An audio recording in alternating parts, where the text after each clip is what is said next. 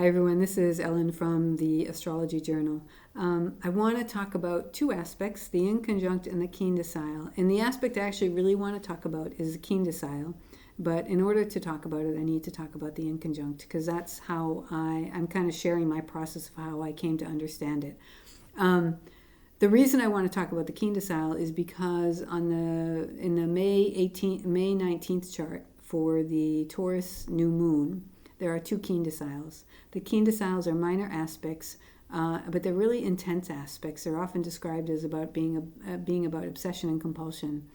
And so for me, the question is, what is that aspect really about in terms of its positive intention, its functional intention in the chart, and how can we understand what that is? And then that will help to understand what's going on in the chart. Why are two very intense aspects in this particular chart? Okay, so and there's a really cool reason in my book for why they're there, but I'm not going to talk about that in this video. So here's just a natural wheel. I have the orange line is the opposition. The dashed lines are the inconjuncts, and these lighter dashed and dotted lines are the quindeciles. And you can see that we're going to start with the inconjunct. You can see that we have the opposition here, and then the inconjuncts angle off it. And the inconjuncts are about adjustment, making adjustments. It's like they don't see eye to eye ever. They're constantly having this does this thing, and then this has to do this thing, and then this does this thing, and this has to do this thing. And the question is, why are they having to make adjustments? I have an inconjunct in my chart, and I found it endlessly frustrating, which is funny because one of the experiences of the inconjunct is frustration. I found it endlessly frustrating that I couldn't understand the inconjunct. I'm like, so it's making adjustments. What's the point? What's the purpose? And so I really wanted to understand that. And one day I was thinking about this, and I thought about a suspension bridge, and I realized that we can think about. Here's a suspension bridge. This is just a vector graphic from Pixabay. So we can think about, so here's the road. We can think of that as the opposition. And then if we just arbitrarily say that this is, not completely arbitrarily, but just say this is 0 degrees Aries. So we see the opposition going this way, and then the inconjunct angling off. And each suspension bridge, the towers are going to be a little different height. So it's not always going to be a 150-degree angle. So it's not meant to be a perfect example. But the general idea that this cable hanging off of the tower kind of, along with the road itself, kind of resembles the opposition in the chart with the inconjuncts angling off it. And so the interesting thing is the cables on a suspension bridge, they're constantly making adjustments. They're constantly having to adjust to, all the movement that's happening on the bridge. And their purpose is to hold the bridge up. So the adjustments are to make sure the bridge doesn't sag or whatever else it might be helping with. But the idea is that they're holding the bridge up. They're making it passable by making it there. So that to me is the reason why the adjustments are being made, because there is a path that we're walking, and in order to walk that path, we're constantly going to be coming up against this and that and this and that and this and that, and we're constantly there. We need to have that flexible part of ourselves that can be adapting and making adjustments as we walk our path. So in my chart, there isn't an opposition directly connected to the inconjunct, and I think that's probably true in many, if not most, charts. And in some charts, there probably isn't even going to be an opposition. But I still think it's relevant to think about it in terms of this idea of helping us walk a path. At least that's been helpful for me, although I haven't fully worked out my inconjunct. I think it's a helpful way.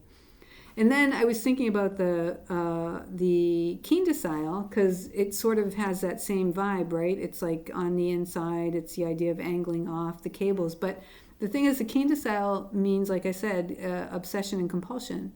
And so that's a very different energy than making adjustments. But if we go back up to the suspension bridge, we look at the towers. The towers act as compression, as struts. In other words, what struts do is they deal with the compressive forces, either in a car or in this case on a bridge.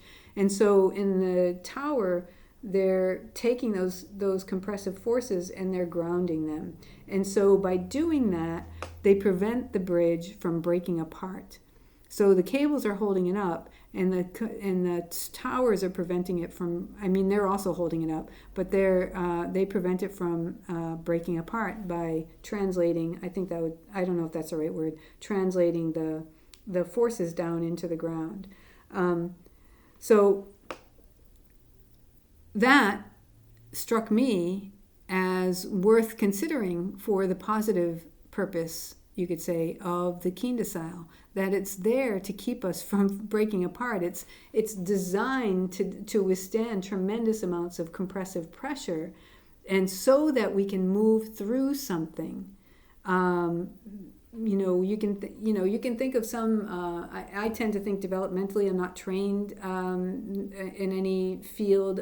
Evolutionary astrology is kind of about development. It's evolutionary development, but I just generally tend to think developmentally. I don't have a degree in anything, but that's just how my brain works. So if you think about moving through developmental processes, some of that